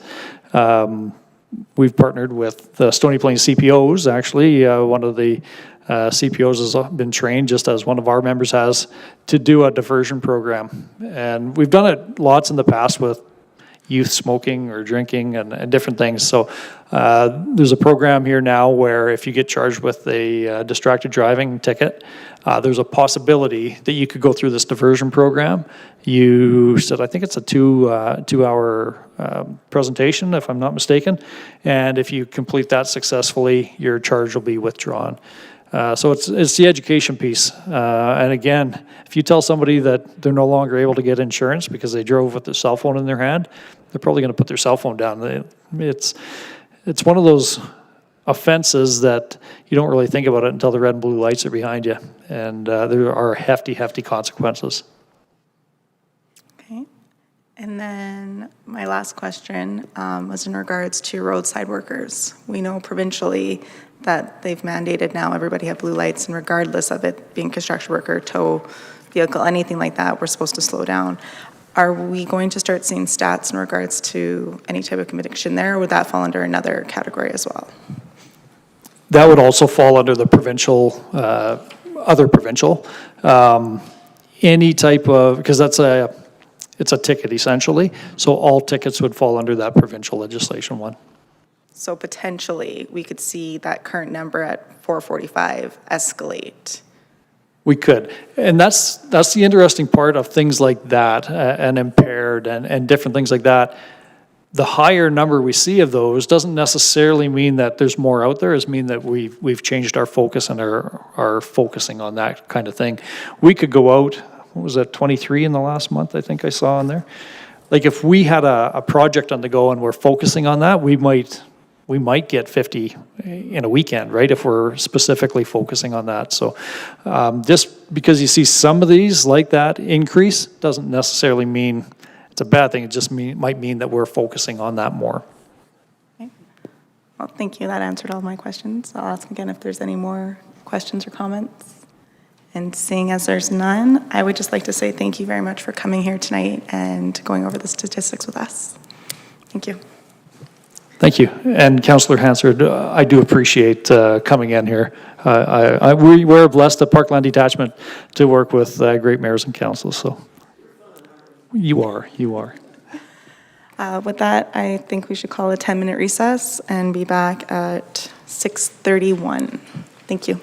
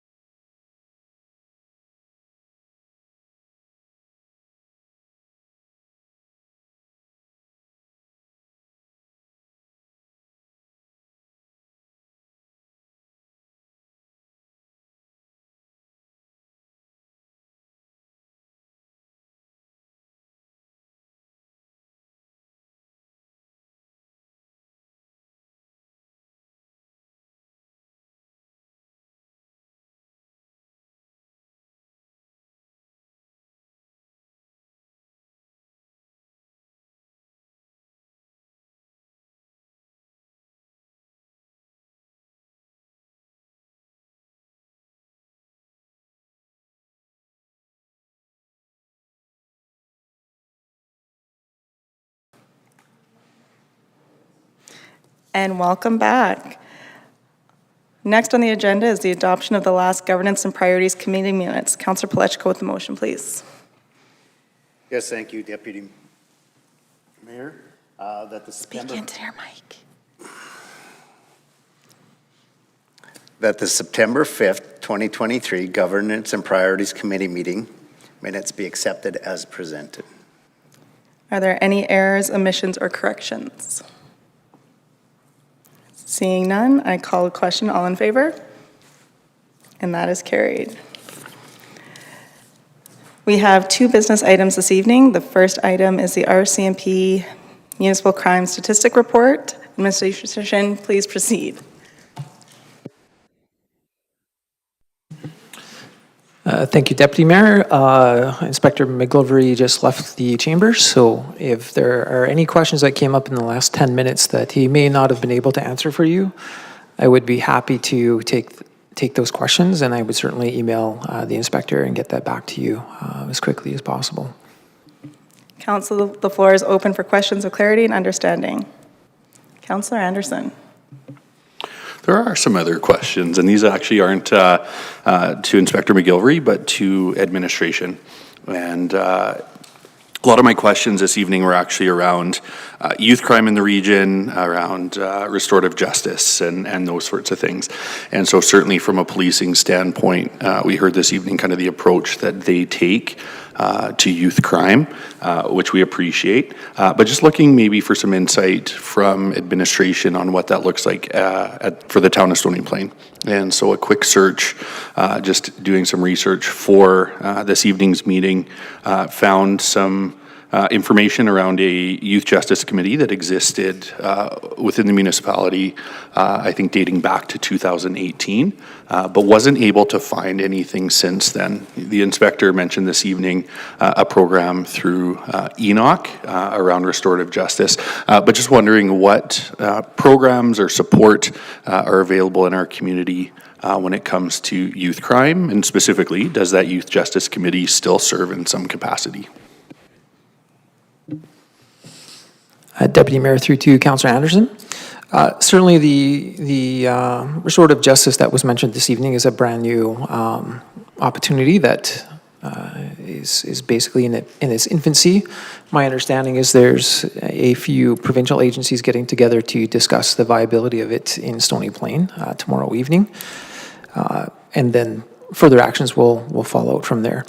The other thing that has been provided through CPOs and RCMP2 is an option 4, which if a youth is involved in something that may result in a fine or a violation, we do have the option to give them an option 4, which is basically to go out and do work within the community rather than getting the violation, rather than the criminal code impact that stays on their record. As we were at Alberta Municipalities last week, there was a session from a police officer from the city of Edmonton that talked about the impacts of having a criminal code. Regardless of how long it's been on your record, sometimes you cannot get a job, sometimes you can't apply for subsidized housing, you can't apply for some of the things that you might need down the road into your adult years simply because you had a criminal charge in your youth years. So there is a movement, I believe, in the Edmonton region to look at not just the criminal enforcement element of what's happening in our society today, but certainly looking at how can we make and have impact, a more positive impact on the foundational reasons why people are completing the actions that they're completing. So whether it's health, whether it's groups that we can refer people to try and get some of the basic help that they need rather than the criminal element. The RPAC group that we were in a meeting with the RCMP, and it sounded very favorable that what Mr. McGilvery was speaking about this evening is likely to transact in Stony Plain. So from that perspective, the mental health professional within RCMP likely is going to steer away from that enforcement mentality and move more towards that rehabilitative perspective. Certainly, the city of Spruce Grove is talking about how the impacts of some of the houseless and homeless, whether it be, and there's no age to that complex challenge. The outreach component that they're starting to roll out in their community to assist with the problem that they're having in Spruce Grove. And likely that's going to have some spillover into our own community because we do have similar instances happening here. Maybe not to the degree that they are in Spruce Grove, but we certainly can benefit from some of the programs that are being initiated there. And the CSD, Community Social Development Departments, do work hand in hand with each other. Specifically with targeted groups around youth, I'll be interested to see how this restorative justice transacts. The Youth Justice Committee, I believe that in my time in Stony Plain, there's been not a lot of activity related to that. I think perhaps there wasn't a lot of things being referred to that committee, so their functionality was not validated to some degree. But certainly we can speak with Inspector McGilvery to see, or my peers in the region to see if it's something that we should be looking at again in terms of putting back on the table as an option. Thank you, and I appreciate the commentary. I certainly appreciate and agree with a rehabilitation and a proactive, and preventative approach. Specifically when it comes to youth and individuals who are houseless in our community and our region. And so I think there's some good perspectives that are there. I want to ask just a follow-up question, if that's okay, related to option 4. Sounds like it's similar to me to another program called Fine Options, where individuals who maybe can't pay fines can work off, those fines in terms of hours and that sort of thing. But based on sort of the commentary, it sounds like charges would have to be laid against the youth for option 4 to become sort of an accountability option. Is that a fair assessment? Deputy Mayor, through to Councillor Anderson, no, my understanding of it is if a fine was contemplated, they would also provide the option for the option 4. So and rather than paying the violation, the option 4 is another option for someone to consider. So if not, then obviously the violation option would still be on the table. So as an example, if I was someone that was charged with an offense of some sort or a bylaw of some sort, the option 4 is provided to me. If I chose not to take that route, then the ticket would be validated, and my recourse as a person that may have been charged would be the court system to go through and debate whether or not I was guilty, not guilty, pay the fine, whatever the outcome would be with that particular violation. Okay, so certainly, a charge, I guess it sounds like, would have to be in place to kind of go that route. I do appreciate the focus on RPAC with the RCMP. I appreciate the restorative justice side. Just one final question for clarification, and I think you alluded to this, and so just want to make it clear. The option 4 option is not just for RCMP and criminal charges, but something that at a municipal level, if there are some bylaw fines or otherwise, option 4 is an option at the municipal level as well, not just at an RCMP sort of criminal charge level. Again, Deputy Mayor, through to Councillor Anderson, my understanding is, yes, our CPOs would consider that versus a charge under our bylaw. They would likely provide that option so that bylaw violations typically don't show up in someone's record, so to speak. So usually we'd like that more educative approach to how we deal with situations in the community. So they may be able to provide that as a secondary. Okay, thank you. Any more questions for clarity and understanding? Seeing none, Councillor Lawyer with the motion. Thank you very much, Madam Deputy Mayor. I'll move that the RCMP Municipal Crime Statistics Report for January to August 2023 be accepted for information. Any debate or discussion on the motion? Seeing none, I will call the question. All in favor? And that is carried. Moving on to Planning and Development Guidelines. Administration? Good afternoon, Madam Deputy Mayor and Council. Tonight's admin has a presentation regarding Stony Plain Planning and Development Guidelines. This was put together by the town's planning and development team to help provide clarity and understanding about how planning and development processes occur within the town of Stony Plain. In addition to introducing the guidelines, I'm happy to introduce Caitlin McDonald, the town's planning intern. She has put in the work to produce this document and will be presenting these guidelines tonight. It is her first council presentation in this community and to this council. With that said, I'll now pass it to Caitlin for her presentation. Thank you. So good evening. Today I'll be bringing the planning and development guidelines forward for information. As previously said, as an introduction, my name is Caitlin McDonald, and I'm the planning intern with the town of Stony Plain through the Provincial Municipal Internship Program. Starting with the town this past spring, the planning and development guidelines were one of the first projects I've worked on. So this presentation will go through an overview of the Planning and Development Guidelines project. We'll cover the structure and content of the guidelines, followed by some next steps. The Planning and Development Guidelines were developed as a tool for the public and industry to better understand how planning and development works in Stony Plain. Over the years, administration has identified some gaps in knowledge within industry and the public about how planning and development works. This project was identified as a method to reduce some of those gaps in knowledge and empower the community and industry with a greater understanding. A goal for this project is to create a useful tool for the land development industry to reference to support their planning and development applications. Administration has noted several industry members who have worked in other jurisdictions that are not quite sure what the Stony Plain process is. The guidelines are intended to provide that information to them. Another goal of this project was to provide an easy-to-access resource for the public to better understand what the planning and development processes are in Stony Plain. Members of the public are often interested in participating in planning matters, but the complexity of the processes or technical jargon may hold them back from participating. The guidelines are intended to empower them with the knowledge to participate with a more comprehensive understanding.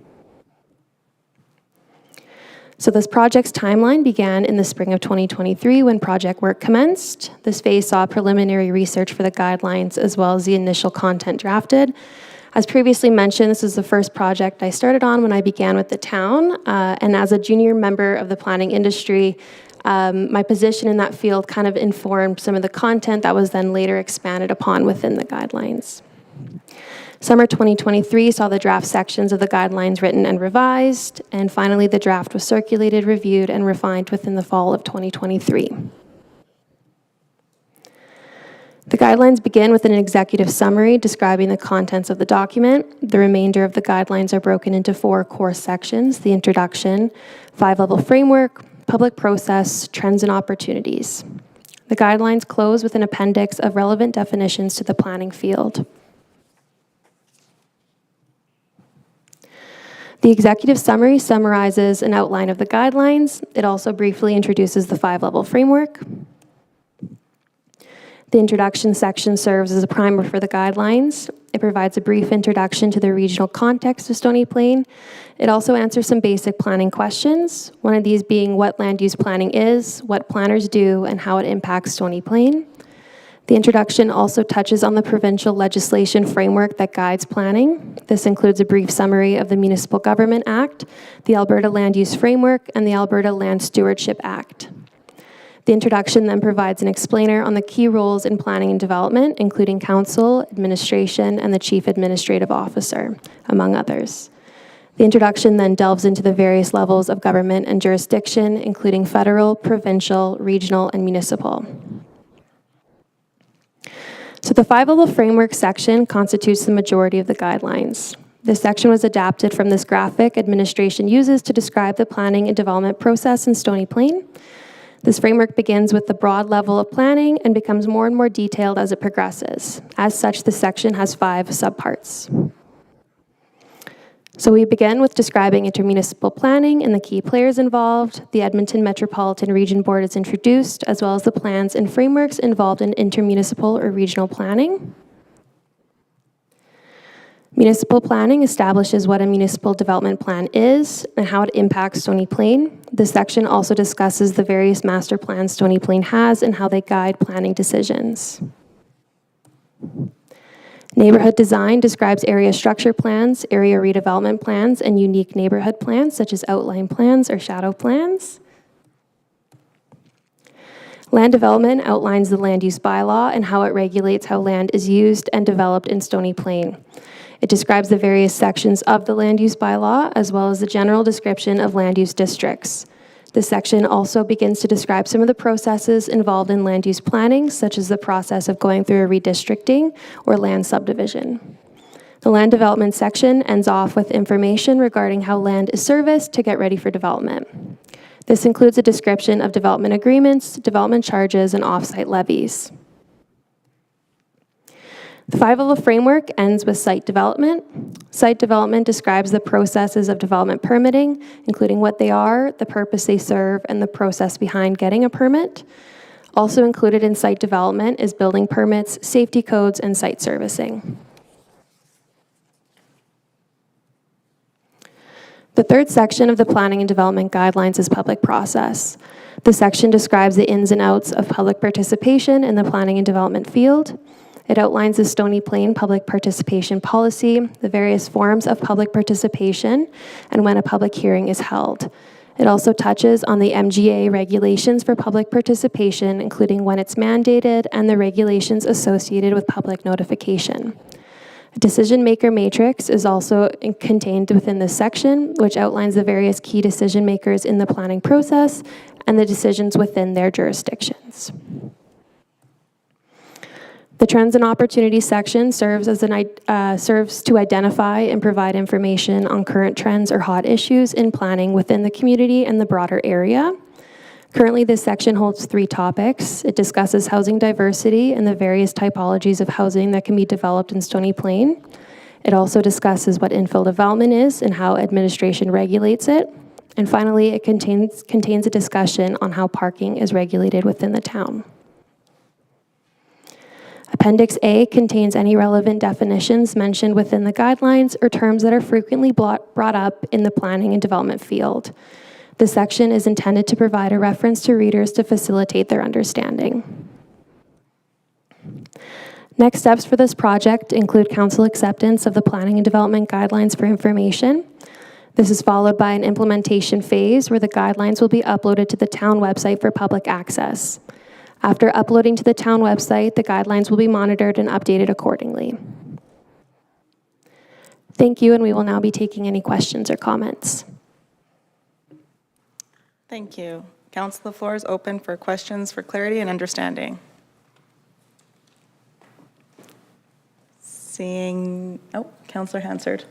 Thank you, Madam Deputy Mayor. I hope I'm in the right place. Button. Madam Deputy Mayor, I hope I'm in the right place. If we go to page 58 of 81, oh, that looks so far away from where I am right now. I want to be in the right place. 3 more places, all right. Under trends and opportunities, is it all right if I speak to that? I was a little perplexed by something that's written in here, which I believe is based on regulations. I could be wrong. But there's a comment there at 4.0, 4.1, and the way it reads is the Metropolitan Region Board, EMRB, quote, Stony Plain must comply with the residential density targets. There's 3 operative words here. Target is one of them. Residential density target set by the EMRB. In Stony Plain, 15% of new residential development must, another operative word, be achieved through infill. My question is, the 15% is operative in my mind as well. I read that sentence once, I read it second time, I went back and read it a third time, and I thought, how does the Edmonton Metropolitan Regional Board determine in Stony Plain exactly, precisely, how many infill lots are available that are residential? Because we have infill lots that are industrial and commercial, but how do they know how many overall residential lots we have that are designated infill for them to determine that 15% must be achieved through infill? So if we're approving projects and development, that basically, in my opinion, seems to push a requirement on the town of Stony Plain to do something with our infill, even if the landowner there is not interested in developing. If land belongs to an individual, at least in the laws we have in Canada right now, they do have a right to develop or not develop. We encourage, we give incentive, we hope they'll work with us. But how does a body like EMRB say the target, which should be movable, even when you shoot darts, there's a target, you may not hit the bullseye. Some of us are lucky to hit the dartboard, and there's stuff that happens on the wall around the dartboard, but we aim at a target, and that 15% of the total infill for residential would be achieved for development. I'm perplexed by that. And I guess that's my question. How would they set that amount? Through the chair to Councillor Hanser. This is a little bit of a complex answer, I guess, to this complex question. It was a complex question. Yeah, so a few parts. First, I guess I'd start by saying, again, what the MRB sets as its targets are at a high level, policy level, across the MRB region. So they're kind of an averaged out or a attempt to get something that makes sense across many different municipalities. So the 15% is written in the policy as a must. Again, there's a little bit of a decoupling, if you would, of the policy itself and the growth plan and how that gets translated into each individual municipality. So in our MDP, we have some targets, some aspirational targets sort of thing in there that also match some of those growth plan targets.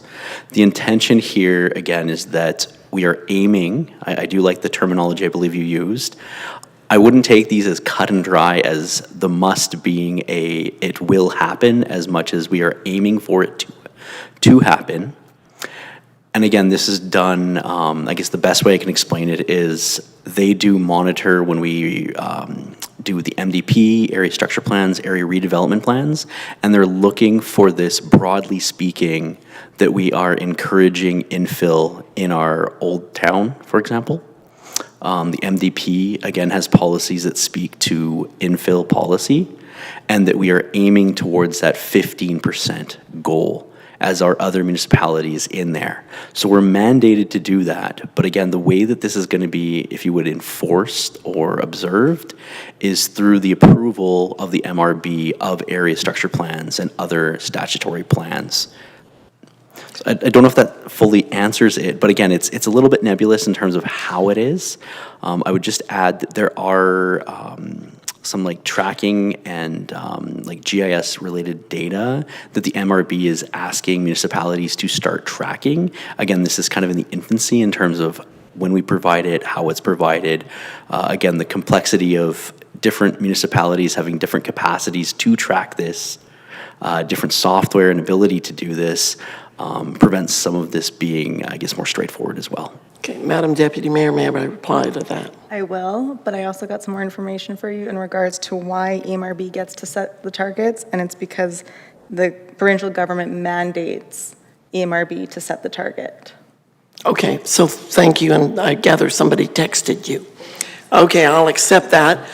And so here's my point.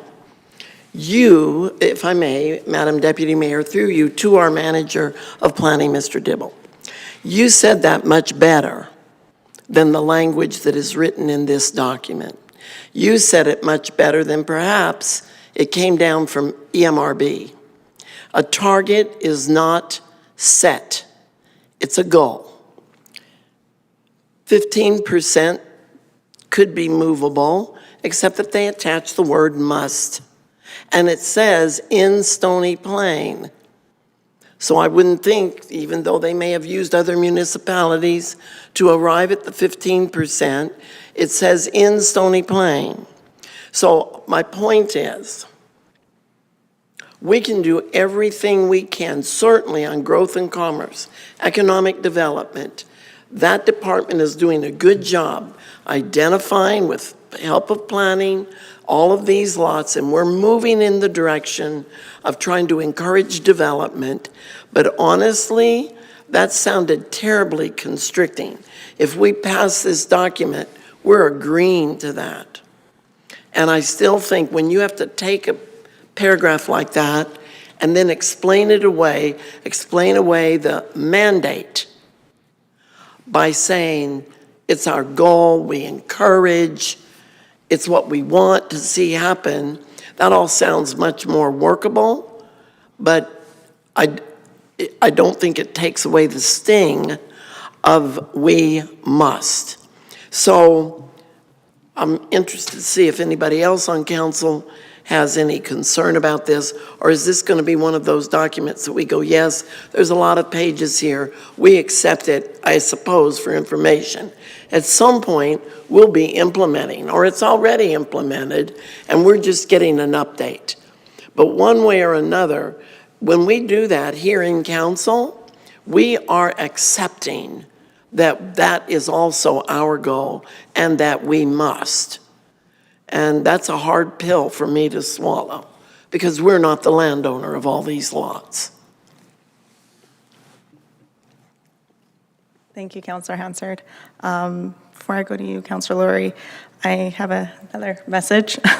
And it says, the EMRB has an award-winning growth plan, the Regional Agricultural Master Plan, which is RAMP, as well as the Integrated Regional Transportation Master Plan, and the Government of Alberta has asked EMRB to work on the 50-year plan now. So Okay. again, understanding the word must is difficult, but that's where that sentence is coming from. Madam Deputy Mayor, am I hearing from you then that this isn't each and every piece of land, each and every development must have that, but over a 50-year period, because that apparently is a plan that EMRB has come up with. That is the minimum density for new developments. For new developments? Yes, according to Mayor Choi. Councillor Laurie? Thank you, Madam Deputy Mayor, and I just want to clarify here in respect to this section, whether we accept for information or not, this is something that is already in existence under the EMRB. This is not something that we have a choice on at this point in time. These growth plans, the mandates, they've all been set.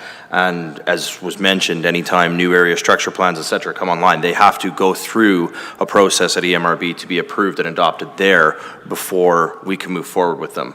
As we've just seen, there were recent challenges with the EMRB through the development around the Villeneuve Airport. Again, many of those challenges came because it did not align with the growth plan and the process that had to go through to achieve the alignment. So we have these standards that are set through the growth plan that we are targeted to achieve. And so this information that is in here is simply just a recommunication of what is already under mandate for the town of Stony Plain. It is not something new. It is not something that we are just agreeing to today. This has been in place since the growth plan was developed. Yes. When this is worded like this, and this may be a question through to planning, are they suggesting that part of that achievement of 15% can also be industrial, commercial, or are they speaking only of residential? Through the chair to Councillor Hansard. Thank you. Is that in this case, it is talking about the number of dwellings, so not commercial, not industrial. And again, I would just add to kind of the discussion that has taken place here, that again, this is to be achieved over time in areas that we would define as infill. So again, there's some subjectivity as well as discretion in terms of how we would apply this going forward. That makes it a little easier to accept. Is there any other questions or comments? Okay. Seeing none, I would say thank you. And Councillor Anderson with the motion, please. Thank you, Deputy Mayor. I'll move that the planning and development guidelines presented this evening be accepted for information. Any debate or discussion on the motion? Seeing none, I'll call the question. All in favor? And that is carried.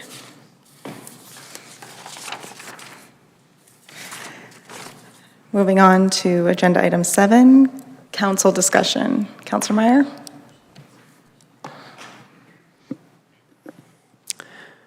Thank you, Madam Deputy Mayor. Through you to administration, I'm just, I may have sort of missed the boat last week to ask about how our Shredded event went on the 24th. I know there was some confusion as to the dates that were put out, but I'm curious if administration can just speak to broadly of success, not success issues kind of thing.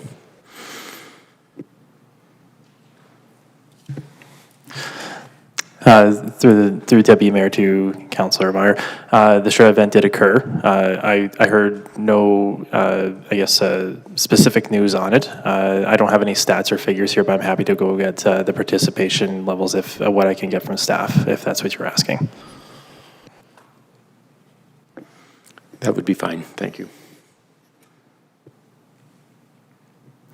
Councillor Anderson?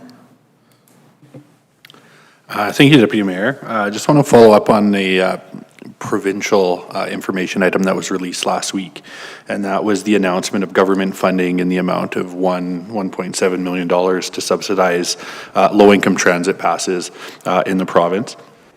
The release stated that the government will fully cover the cost of a low-income pass for 6 communities, including the community of Spruce Grove. Now, understanding that the details are still being worked through, just wanted to follow up on our regional partnership with Spruce Grove in Parkland County to see how that may affect the residents of Stony Plain and whether they would be eligible under this new program that was announced. Deputy Mayor, through to Councillor Anderson, certainly a new program that was announced. The provincial government does provide low-income transit passes to some of the larger metropolitan areas in the province, and they're extending that out into other areas as they continue to expand into the transit business. Spruce Grove did receive a grant from the provincial government through Minister Nixon, specifically for this low-income transit pass system. Because we're operating as a tri-municipal or sub-region, all 3 municipalities who have residents that do qualify to receive a pass under that program have the ability to get the passes. My understanding is the grant is being housed through the City of Spruce Grove, and so all of the ins and outs in terms of transactions have to go through the City of Spruce Grove. They are working with the local community and social development departments with Parkland County, Spruce Grove, Parkland County and Stony Plain to ensure that residents that have been identified or have been approved for or meet the criteria around the passes will receive those passes. I also understand that there are provisions within the agreement or within the funding that a percentage of has to go to newcomers to Canada specifically. So it's a combination of newcomers to Canada plus low income, and the program is 100% for that. I believe it's a 6-year agreement with the City of Spruce Grove, of which could end or extend longer. But that's the details I have from the City of Spruce Grove, but I can assure you that residents from both Parkland County and Stony Plain do qualify for the funding based on our transit operating model. Perfect. I appreciate that, and I appreciate the clarity on how that will affect residents in our municipality. I know one of the other groups that was identified was post-secondary students, and how that can be extended to them, those traveling here into Edmonton City Centre for post-secondary, which is awesome. In the same release, it was mentioned that there's an accommodation for administration costs related to the municipality's administration of the transit program. I look forward to the conversation, and maybe there's some cost savings there for us as a part of this in terms of our share of the administration costs for transit in our region. So appreciate that. With that being said, I know or believe other colleagues of mine will speak to this maybe in greater detail, but truly enjoyed our visit with our Japanese delegation yesterday, and the opportunity to get to know the chaperones and some of the representatives that have come over from Japan. And so certainly, as you see them around the community, please welcome them. We're really looking forward to the rest of our time together in the coming week. Councillor Laurie? Thank you, Madam Deputy Mayor. Just to echo the comments from Councillor Anderson, it was great to welcome our Shikowie delegation on Friday, and great to see them enjoying themselves. I've seen them throughout the community, had lunch with them today, and I know they'll be heading off to Jasper here, I believe, tomorrow for a couple of days, and then back to the community for a few more before they depart. So again, fantastic to see that, and glad to see the program thriving. Also be remiss if I didn't recognize our Alberta Munis Conference last week. It was a fantastic opportunity to network with colleagues and to meet with some ministers and other agencies, as well as, again, kudos to you for putting forward our motion on the floor in respect to the ride safety for amusement rides, and glad to see that passed resounding. I think it was 88% in favor, so great to see that. And then as well, just the opportunity today for the meeting in the roundtable with Minister Nixon and Minister Turton in regards to seniors, community and social services. And we heard from our RCMP this evening as well. So glad to see that we're on the radar and that there's definitely some work being done on that. And then again, appreciation to both the town staff and Parkland County was the partner in the Truth and Reconciliation event and walk on Saturday at the Heritage Pavilion. It was incredibly well attended. The attendance looked like it was at least double, if not more, from the prior year. And to see that kind of turnout from community is great, and I look forward to next year's event as well. That's all for me this evening. Sounds great. Councillor Hansard? Thank you. Thank you, Madam Deputy Mayor. Well, first of all, there were so many opportunities given to us at Alberta municipalities for meeting ministers and so forth that made our schedules rather hectic and overstressed at times, but I think we got an awful lot of good work, though. So thanks to all my colleagues on council for the time you took in shuffling yourself back and forth between meetings and going to the ledge, and then trying to get back to the conference center for the various speakers, activities, and learning sessions.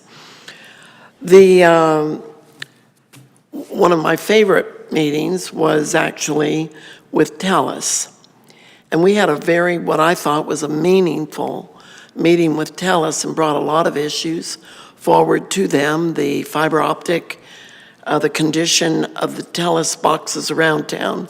I now have pictures of 30 TELUS boxes that really need attention, and I'm going to be turning those over to the mayor so that they can send them on to the general manager at TELUS that we met with, because she seemed sincere about trying to do something with those, because they really make our town look shabby, and there's really no excuse for it.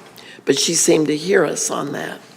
So that was one of my probably best meetings, and we had the best view sitting at the table at the Courtyard Hotel, looking out over the river valley with those fall colors. So there's little pluses in with all these meetings.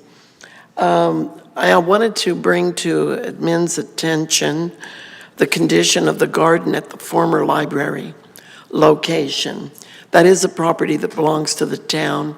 It's in really bad condition. I've had several residents contact me, including a couple of seniors, in the buildings across the street asking, is there something that could be done about that?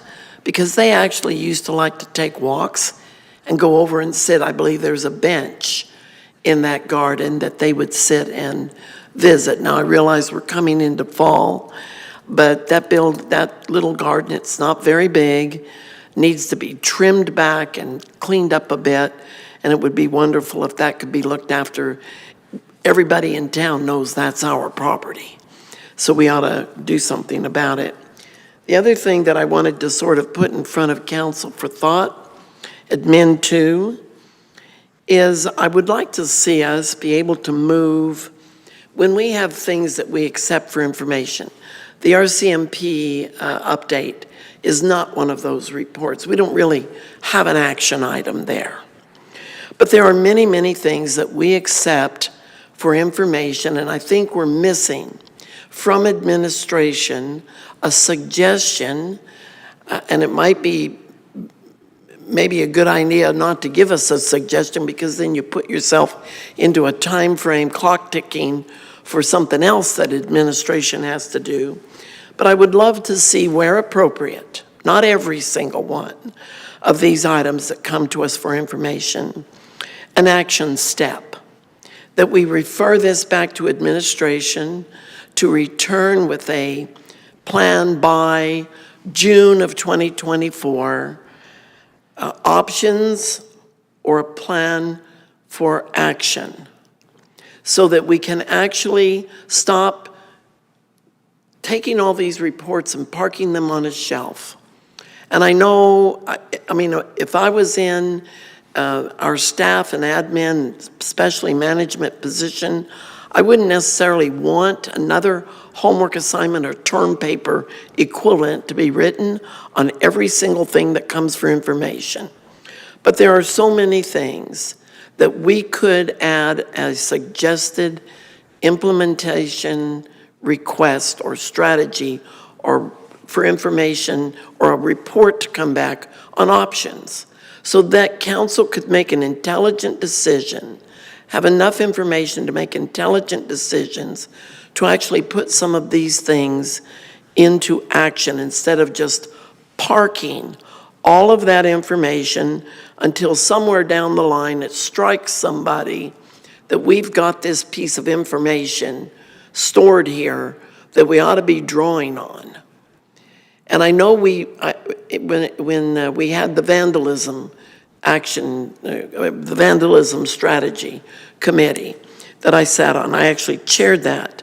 One of the things under different leadership at that level was that there was always an implementation piece, so that we didn't feel like all of this was for nothing. When we went back with our final report, because that was a 6-month mandate, and we came back to council to give our report, and that committee died that night after council meeting. I incorporated, with the committee's approval and enthusiasm, an action step that council would give a recommendation. So that could be an action step. It doesn't require a term paper to be written by staff, but it allows us to actually do something with all of these pieces of information and the time, energy, and days of our lives that we have to live being used up, and to see it just go nowhere. So I'm sort of throwing that out there to see if perhaps senior leadership team could talk about how we could incorporate some of that. I'm not trying to tell you what to do. I'm telling you from my comfort level and a lot of experience, I know it can be done on appropriate pieces that we accept for information, not everything. I guess I just wanted to say that in council discussion, so that perhaps my colleagues could begin to get their brains around it, and admin could see, I think that might be a good idea.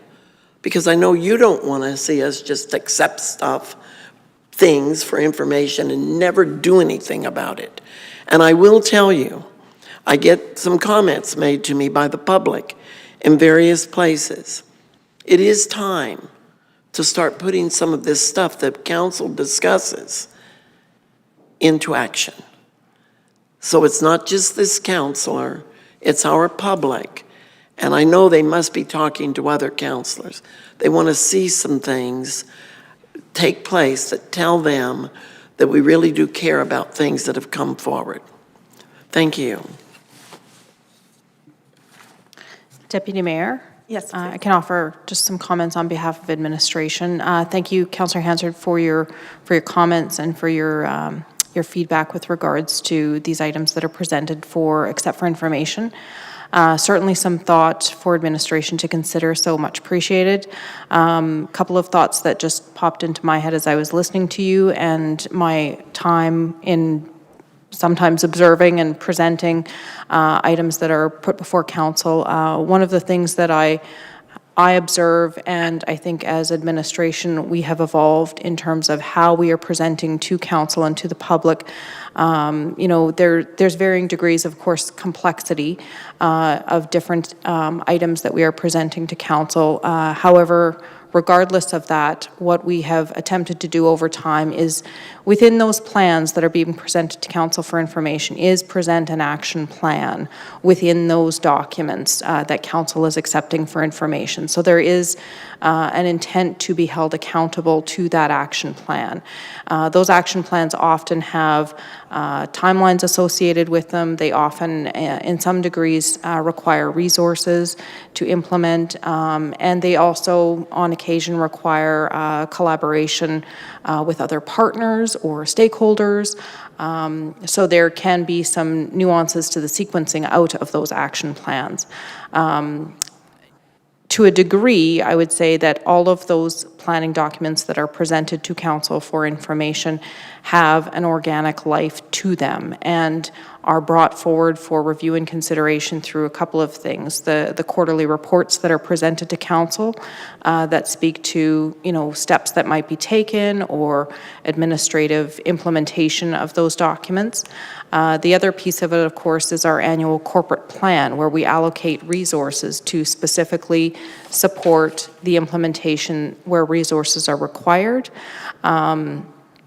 And then the other piece of it, I think, that's important to highlight as well, is that we often have internal stakeholder committees that support and guide and influence the implementation of those documents. And the final thing that I would say is that often those documents now have a window of time, a lifespan. So they're often indicated to be up for review, you know, 3 to 5 years. In some instances, they're 10 years. So they have a very specific time frame window where they will be brought back for accountability, for consideration of their level of success and implementation, and how they may be refined going forward. So I just offer that as comments that were coming up in my head as I was listening to your feedback and your thoughts about that, but certainly perhaps something that we can take into consideration as we are coming to the Q4 of 2023, and we're looking into, you know, opportunities for improvement and renewal as we go into the next year.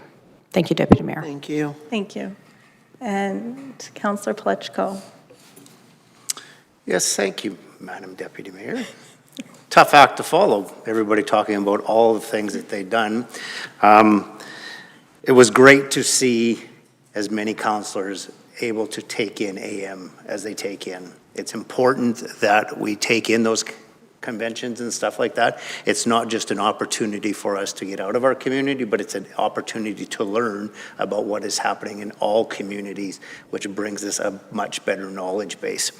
Some of the things that really come to mind is, you know, lots of people think we leave our community and we forget about it for those 3 days.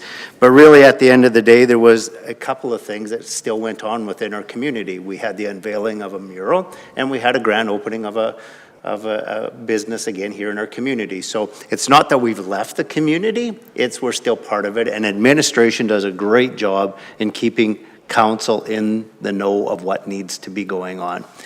When we got back to our community on Saturday, The great thing was we had the opportunity to be able to take in Truth and Reconciliation Day. And the amount of people that come out to that event this year was phenomenal. There was a number of events. And we must say thank you to Parkland County for providing a lunch to everybody that was there. They went above and beyond that as well. And thanks to our administration team for putting on a great event down there and making the Heritage Park Pavilion available for that event. I think it goes a long way to show people within the community that we're not individuals. We are all of like kind. We're all from treaty, and we are all people that work together well together to move our community well together. So I think that's important. I also think that we as council do a great job within our community. Not always can we be at everything, but we go to as much as we can. So I think it's important that we thank each other for the ability to be able to go to things that we can and that we can't. But what we do as a council is we bring back that information to each one of us so we have a good understanding of what it is that we either missed or participated in. So it's a great opportunity when we get a chance to leave and come back to our community for us to be all brought up to speed and do the best for our people within our community. So thank you everybody for a great week this past week. There was a lot going on, and it took a lot out of each and every one of us to be at all the events that they could be at, so thank you. It's awesome. Yes, I was going to talk about AB Munis, but we've heard about it and how wonderful it is.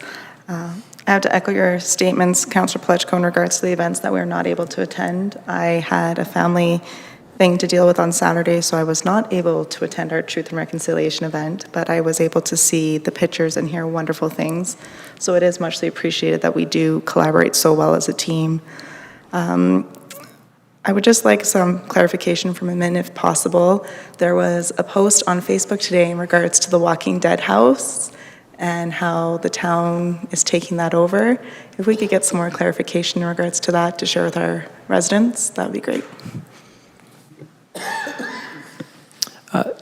Deputy Mayor, to answer your question, so as we all know, the Walking Dead house, or the house over in Brightbank, or Otway, last year advertised that was our last year. I think it was getting to be a bit much, or there are reasons why the family could no longer do it. Our staff approached them and asked if they were prepared to sell or donate their props, and they were. And so we do a Halloween event at Heritage Park. So we do a more family-themed event, and we work with Parkland Search and Rescue, and there's 2 halls that are decorated for Halloween that we invite the public to go through.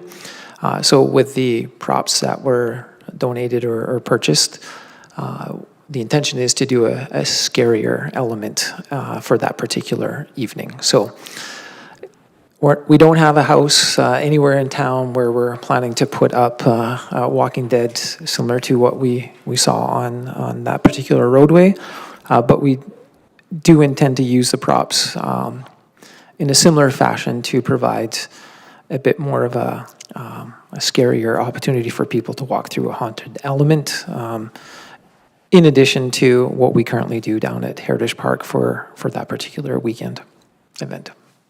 That's great. I think it's wonderful. We know how much food that brings in and money for the food bank, so it's wonderful to see it continue. My next question was in regards to 44th Ave, where we have adjusted the rezoning for over by Tanglewood. It's been brought to my attention, there's a lot of mud being tracked across the road. I don't know if it's residents playing in the mud or if it's actual heavy equipment leaving the mud on the road, but if we could just get some clarification. Deputy Mayor, thank you for the question. I'll have our operations staff take a look. If there's development activity that's bringing tracking mud on the wall, we usually will engage with the developer about cleaning up. If we can't determine the source, we'll just make sure it's back to normal. Thank you, that's wonderful. And I know, Caitlin, you had already introduced yourself, but I'd like to say welcome to Town Hall. It's a pleasure to have you, and I hope you enjoy your time here. And with that, we have no closed session this evening, so that brings us to the end of our agenda, and we are adjourned. Thank you.